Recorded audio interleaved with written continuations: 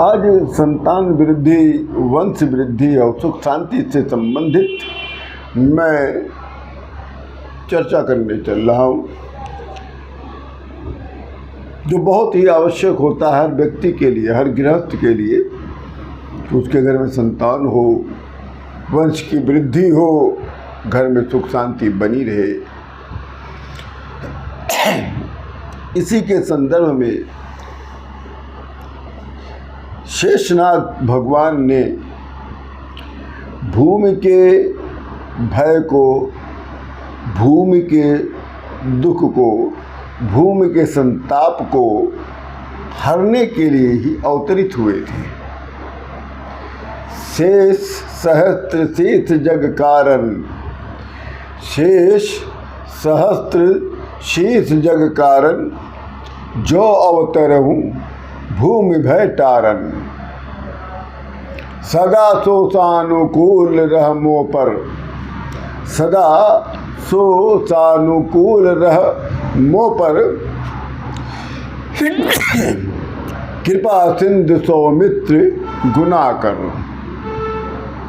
जो शेष नाग हजार सिर वाले, जो शेष नाग हजार सिर वाले, जो जगत के कारण हजार सिरों पर जगत को धारण रखने वाले शेषनाग जी हैं, जिन्होंने पृथ्वी के समस्त भय को दूर करने के लिए ही अवतार लिया है। वे गुणों की खान कृपा सिंधु सौमित्रानंदन श्री लक्ष्मण जी, जो राम जी के छोटे भाई हैं, वो हमारे हिंदू सनातन धर्म में भगवान विष्णु को पालनकर्ता कहा गया है। जगत के पालनकर्ता भगवान विष्णु के दो रूप बताए गए। एक तो उनका सहज और सरल स्वभाव, अपने दूसरे रूप में भगवान विष्णु काल स्वरूप शेषनाग के ऊपर बैठे हुए। भगवान विष्णु का ये स्वरूप, जो शेषनाग के ऊपर बैठे हुए हैं भगवान विष्णु जी, इनका ये स्वरूप थोड़ा भयावह है, परंतु भगवान विष्णु जी की लीलाएं भी अपरंपार हैं। भगवान विष्णु अनेक शक्तिशाली शक्तियों के स्वामी हैं। उनके इन्हीं में से एक शक्तिशाली शक्ति है शेषनाग। आज हम आपको शेषनाग और नागों से जुड़े अनेक ऐसे रहस्यों के बारे में बताने जा रहे हैं, जो शायद ही आपने पहले कभी सुना हो। वैसे असंभव है कि आपने सुना होगा, क्योंकि जो मैंने विषय उठाया है, ये विषय किसी को आवश्यकता ही नहीं पड़ी वहाँ तक पहुँचने की। नागराज अनंत को ही शेषनाग कहा गया।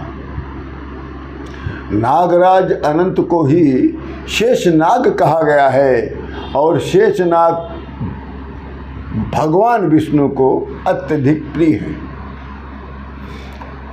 और उन्हें उनका भगवत स्वरूप भी कहा जाता है।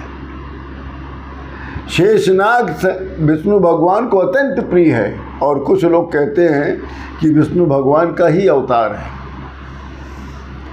प्रलय काल के दौरान जब नई सृष्टि का निर्माण होता है, तो उसमें जो शेष अवक्त शेष रह जाता है, हिंदू धर्म कोश के अनुसार वे उसी के प्रतीक माने जाते हैं। भविष्य पुराण में इनका वर्णन 1000 फन वाले सर्प के रूप में किया गया है। यह जीव तत्व के अधिष्ठाता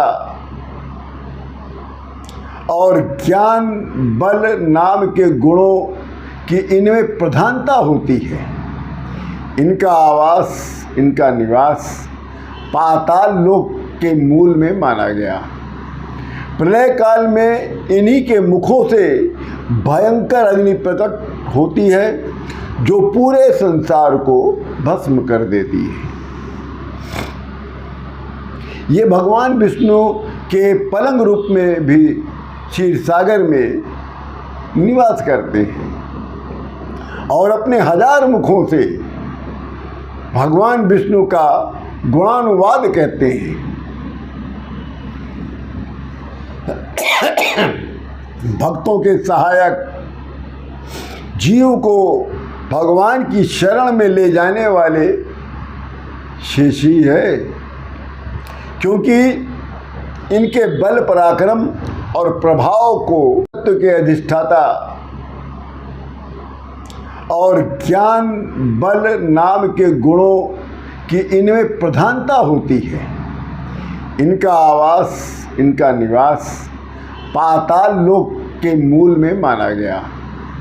प्रलय काल में इन्हीं के मुखों से भयंकर अग्नि प्रकट होती है जो पूरे संसार को भस्म कर देती है।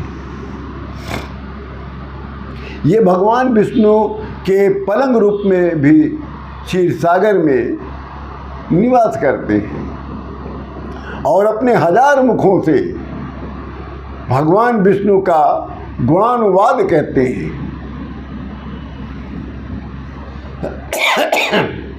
भक्तों के सहायक, जीव को भगवान की शरण में ले जाने वाले शेष ही है, क्योंकि इनके बल पराक्रम और प्रभाव को गंधर्व, अप्सरा, सिद्ध, किन्नर, नाग आदि भी नहीं जान पाते, इसलिए इन्हें अनंत कहा गया है।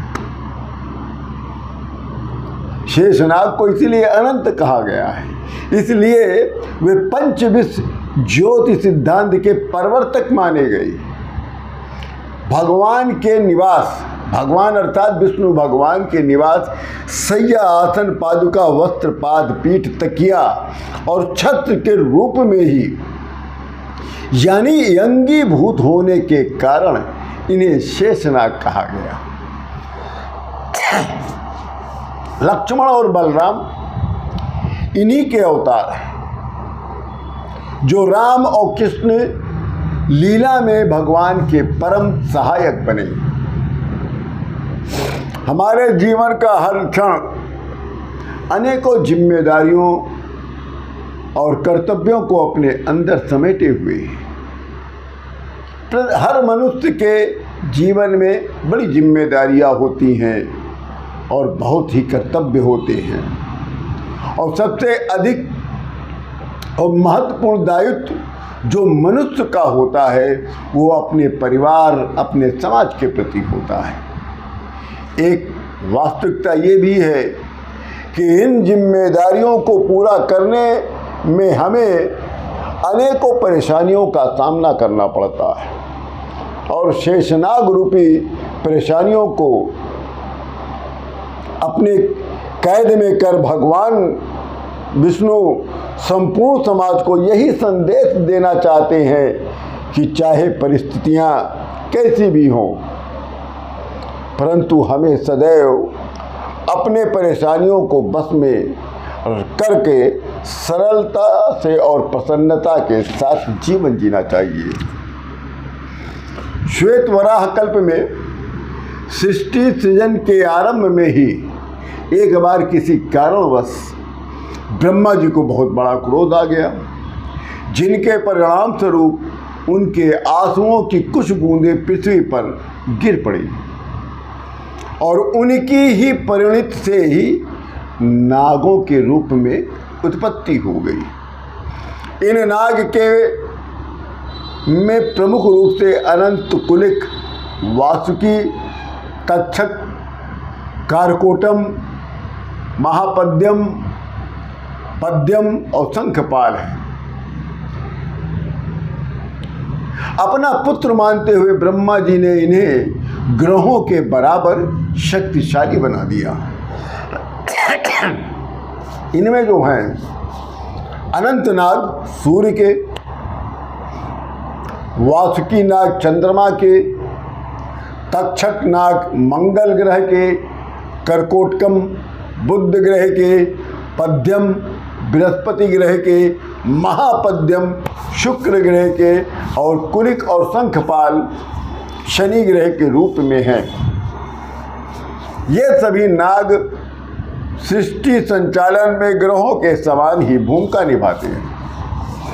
इनसे गणेश और रुद्र यज्ञोपवीत के रूप में, महादेव श्रृंगार के रूप में। अब देखिए नाग की महत्ता को देखिए, भगवान हर देवता के साथ कैसे ये जुड़े हैं। गणेश भगवान और रुद्र यज्ञोपवीत के रूप में, महादेव श्रृंगार के रूप में, विष्णु जी सैया के रूप में शेषनाग की सेवा लेते हैं। और ये शेषनाग रूप में स्वयं पृथ्वी को अपने फन पर धारण करते हैं। वैदिक ज्योतिष में राहु को काल और केतु को सर्प माना गया है। अतः नागों की पूजा करने से मनुष्य की जन्म कुंडली में राहु के केतु नामक सभी दोष शांत हो जाते हैं। इनकी पूजा से काल्प सर्प दोष और विषधारी जीवों के दंश का भय भी नहीं रहता। परिवार में वंश वृद्धि, सुख शांति और नए घर के निर्माण करते समय नींव में चांदी का नाग नागिन बनाकर जोड़ा रखा जाता है।